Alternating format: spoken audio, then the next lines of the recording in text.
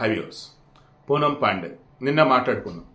కానీ ఆమె ఈరోజు బయటపెట్టిన నిజం ఏంటి అంటే, నేను బ్రతికే ఉన్నాను, నిన్న ఈ సర్వికల్ క్యాన్సర్ సంబంధించి అవేర్నెస్ కోసం అలా చేశాను కదా, దాంతో ఇన్నాళ్ళకి ఒక మంచి పని చేసేవామని చెప్పేసి ఇన్ని రోజులు ఆమె రకరకాలుగా బూతులు తిట్టిన వాళ్ళు కూడా ఆమెను పొగుడుతూ ఉన్నారు.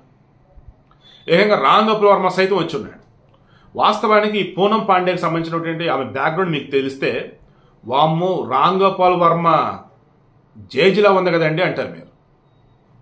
పూనం పాండే ఆమె 2010లో గ్లాండ్ రాక్స్ అనే ఒక మ్యాగజైన్కి సంబంధించి అందాల భామల పోటీలు వేస్తే అందులో 8th ప్లేస్లో నిలిచింది. అప్పుడు ఆమె వయసు 18 సంవత్సరాలు, 2010.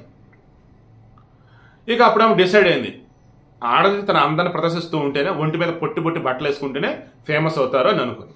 ఇక మోడల్కి ఎంట్రీ ఇచ్చింది. Next 2011 world cup. ఇందులో భారత్ కనుక వరల్డ్ కప్ గెలిస్తే నేను నగ్నంగా స్టేడియంలో తిరుగుతా అని చెప్పేసాను. ఇండియా వరల్డ్ కప్ గెలిచింది. బీసీ తల్లి నీకు దండం, నీకు పబ్లిసిటీ వచ్చింది కదా, నువ్వు సైలెంట్ అయిపో అన్నారు. బట్ కానీ ఆమె తర్వాత వాంకటే స్టేడియంలో, ముంబై వాంకటే స్టేడియంలో ఈ నగ్నంగా తిరుగుతున్నట్టుగా వీడియోలు ఫోటోలు హల్చల్ చేసేసాను.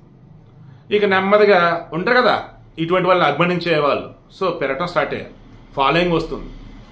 ఇక ఆ మూమెంట్లో నిషానా 2013, 2012 ఒక సినిమా వచ్చింది.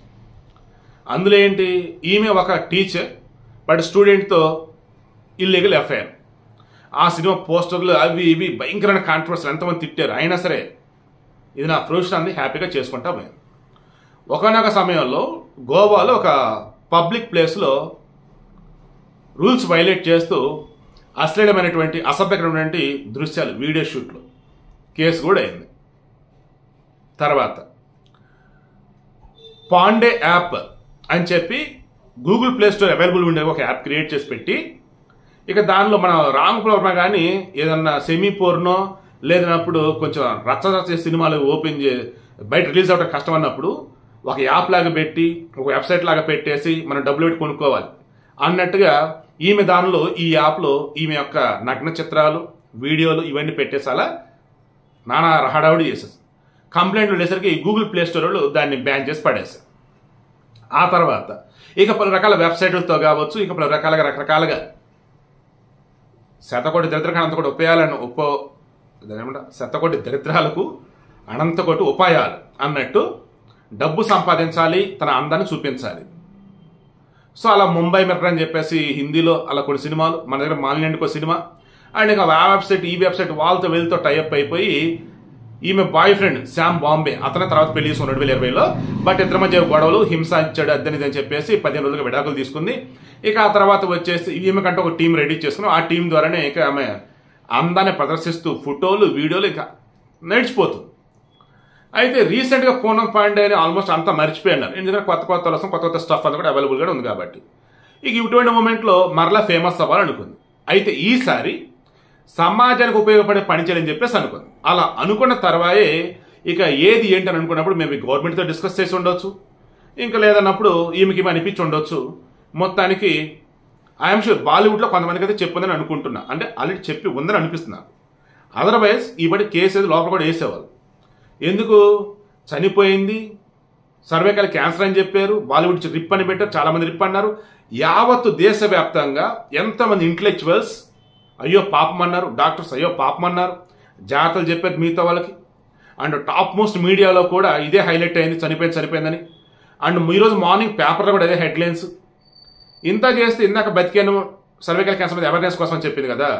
సో ఇటువంటి మూమెంట్లకి అందరికి అర్థమవుతున్నది ఏంటి, అరే ఇన్నాళ్ళు చెత్త పనులు చేసింది, మొదటిసారి ఒక మంచి పని చేసిందిరా, ఓకే ఇది కూడా వివాదాలు అన్నట్టు కదా, ఇది కూడా వివాదమే, ఇది కూడా కాంట్రవర్సీ, కానీ మంచి పని చేసిందిరా. చచ్చిపోతే చచ్చిపోయింది ఒకరోజు, మరలా బతికొస్తే వచ్చింది. కానీ ఒకరోజు యావత్తు దేశవ్యాప్తంగా అంతా కూడా సర్వైకల్ క్యాన్సర్ గురించి డిస్కస్ చేశారు. 9 నుంచి 14 సంవత్సరాల అమ్మాయిలకి ఈ హెచ్పివి వ్యాక్సిన్ ఇవ్వాలని చెప్పి గవర్నమెంట్ ఏదైతే అనుకుందో దానికి అంతా కూడా విల్లింగ్గా ఉండిపోయినారు. అంటే అంతా కూడా we are waiting to take this అన్నట్టుగా ఉన్నారు పిల్లలు, అండ్ వాళ్ళ పేరెంట్స్ కూడా రెడీగా ఉన్నారు పిల్లలకి ఇప్పడానికి. అండ్ మరో గర్భాశయ క్యాన్సర్ అసలు ఎవరికి వచ్చింది ఏంటి అనేది అదొక క్లారిటీ అనేది వచ్చింది. సో ఇప్పుడు పాప్ స్మీర్ టెస్ట్ అనేది దాని యొక్క అవసరం ఎంత, కనీసం 2-3 సంవత్సరాలు ఒక్కసారైనా సరే పెళ్ళైన వాళ్ళు చేయించుకోవాలి ఈ పాప్ స్మీర్ టెస్ట్ అని.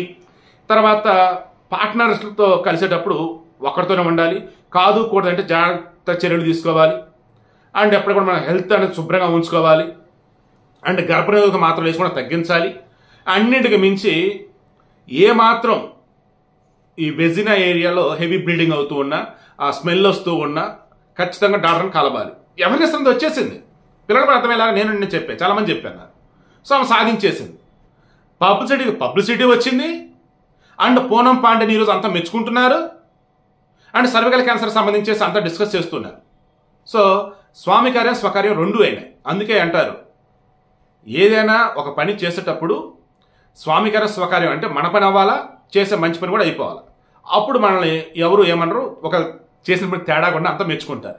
ఇప్పుడు ఈమె విషయంలో అదే రాంగా ప్రోగ్రెస్ అయితే వచ్చేదే అంటున్నాడు. నువ్వు ఏం సాధించావు ఎవరు నిన్ను అడగరు. నువ్వు దేనికోసం అయితే సర్వికల్ క్యాన్సర్ అని చెప్పేసి నువ్వు చనిపోయని చెప్పేసి అన్నావో ఈరోజు అంతా డిస్కస్ చేశారు, ఫుల్ఫిల్ అయిపోయింది, గుడ్ అని చెప్పేసి అతను అన్నాడు. సో నేను కూడా అదే అంటున్నా, ఆమె చేసింది కరెక్ట్ వే కాదు. చాలా పద్ధతులు ఉంటాయి అవేర్నెస్ క్రియేట్ చేయడం, బట్ ఈమెకి పేరు రావాలి అండ్ అంతా డిస్కస్ చేసుకోవాలి. ఇది తప్ప వేరే వే లేదు. అదే చేసింది, సాధించేసింది.